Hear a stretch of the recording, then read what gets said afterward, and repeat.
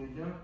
Ichko'prik Agrobank mijozlari, bugungi uchrashuvimizda o'zimizda shu bankimizda bor kredit mahsulotlarimizdan biznesga birinchi qadam, ya'ni 17 million so'mgacha 4 yil muddatga 6 oy imtiyozli davr bilan 3 shaxs kafilligi asosida kreditimiz bor hamda mahalla loyihasi, ya'ni 50 million so'mgacha bu 3 shaxs kafilligida chiqadi bilan 5 yil muddatga 24 oy imtiyozli davr hamda 312 qarorlarimiz bor.